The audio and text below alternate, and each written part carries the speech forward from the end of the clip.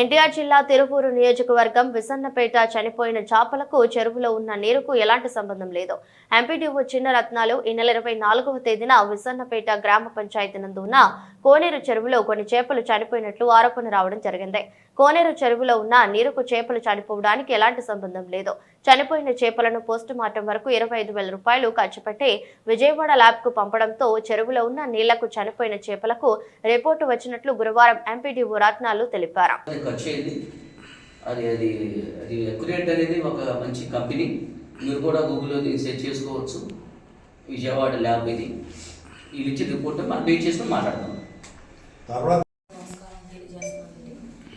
నేను విసన్నపేట గ్రామ సర్పంచ్ని. నా పేరు సాధుపాటి నాగమల్లేశ్వరి.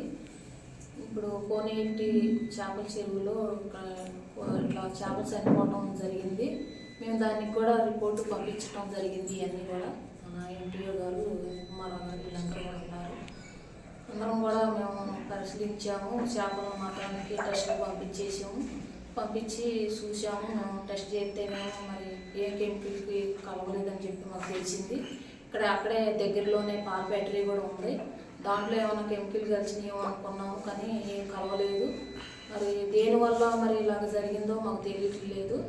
మరి ఇక్కడ ఉన్న ఎంఆర్ఓ గారు వీళ్ళందరూ ఉన్నారు. మరి కనుక్కొని మేము పరిశీలిస్తాము. మా పంచాయతీకి మాత్రానికి ఆదాయం రావాలని కోరుకుంటున్నాము.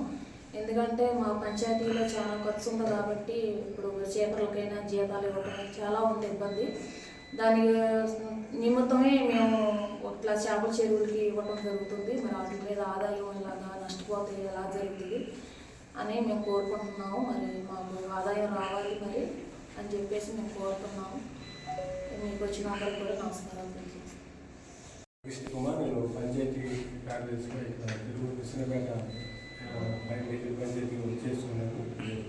24వ తారీఖున మనం ఈ ఏదైతే కోనేరు చెరువుకు సంబంధించి సమస్య ఉందో ఆ సమస్యకు సంబంధించి శాంపిల్స్ మన ఫిషరీస్ డిపార్ట్మెంట్ వారి సూచన ప్రకారం ల్యాబ్కి పంపించడం జరిగిందండి. ల్యాబ్ రిపోర్ట్స్లో ఏ విధమైన హానికరమైన రసాయనాలు ఇక్కడ దీంట్లో కనుగొనబడలేదు అని చెప్పేసి మనకి రిపోర్ట్స్ వచ్చినాయండి. ఆ రిపోర్ట్స్ ప్రకారం మనకి ఏదైతే ఇక్కడ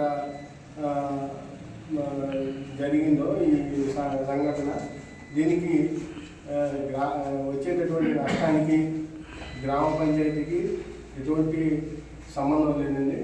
మేము గతంలో ఎప్పుడైనా సరే ఈ చేపల చెరువు పాటలు నిర్వహించేటప్పుడే ఇవన్నీ కూడా నిబంధనలన్నీ కూడా ఎవరైతే పాడుకుంటారో వాళ్ళకి మేము చెప్పడం జరుగుతుంది.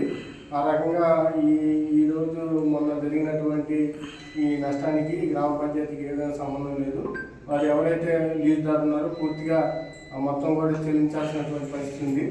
కాబట్టి ముందుగా వాళ్ళకి ఈ విషయాన్ని తెలియపరుస్తాము. అలాగే ఈ సంఘటనపై తగు చర్యల నిమిత్తం గౌరవ పోలీసు వారికి రిపోర్ట్ అనేది పంపించడం జరుగుతుంది. Thank you.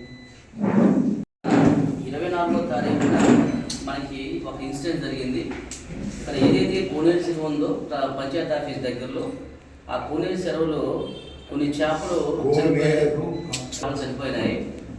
దానికి ఆల్రెడీ ఒకసారి మనం పంచాయతీ నుంచి సర్పంచ్ గారు, సెక్రటరీ గారు స్టేట్మెంట్ ఇచ్చారు.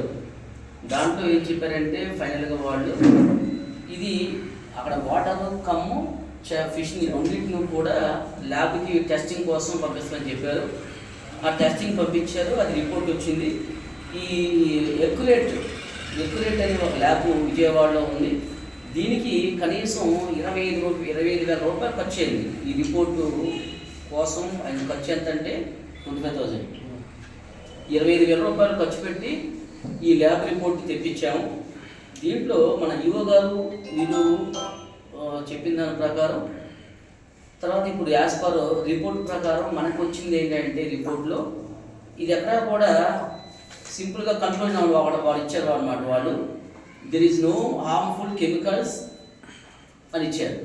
ఇక్కడ కూడా కలుషితమైన కెమికల్స్ ఆ నీటిలో కానీ చేపలో కానీ కావలేదు. ఇది ఇంటెన్షనల్గా జరిగింది తప్ప ఇది ఈ హార్మ్ఫుల్ ఎవరు చేసింది కాదు, విషాలు లాంటివి పెట్టింది కాదని రిపోర్ట్ చెబుతుంది. దీన్ని బేస్ చేసుకొని మనం పోలీస్ డిపార్ట్మెంట్కి కంప్లైంట్ ఇస్తాము. కంప్లైంట్ ఇచ్చిన తర్వాత వాళ్ళు నెక్స్ట్ చట్టపరంగా వాళ్ళు చర్యలు తీసుకుంటారు. ఎవరైతే దీని మీద ఇట్లా చేశారో, ఇలా మిస్లీడ్ చేశారో పంచాయతీని కానీ, ఎందుకంటే దీనికి భారీ ఎత్తున మాకు పంచాయతీ నష్టం వస్తుంది కాబట్టి అది కొన్న వాళ్ళకే నష్టమే, పంచాయతీకి నష్టమే, ప్రజలకి నష్టమే. ఇలాంటివి భవిష్యత్తులో కూడా ఇంక ఇబ్బంది అయ్యే అవకాశం ఉంది కాబట్టి దీన్ని పే చేసుకొని పంచాయతీ సెక్రటరీ గారు, సర్పంచ్ గారు ముందు పోలీసు రిపోర్ట్ ఇస్తారు. దాని ప్రకారం ఆ పోలీస్ డిపార్ట్మెంట్ వారు చర్యలు తీసుకుంటారు. ఇది ఎంపీడీఓగా నేను చెప్పేది. అట్లానే సర్పంచ్ గారు మాట్లాడతారు.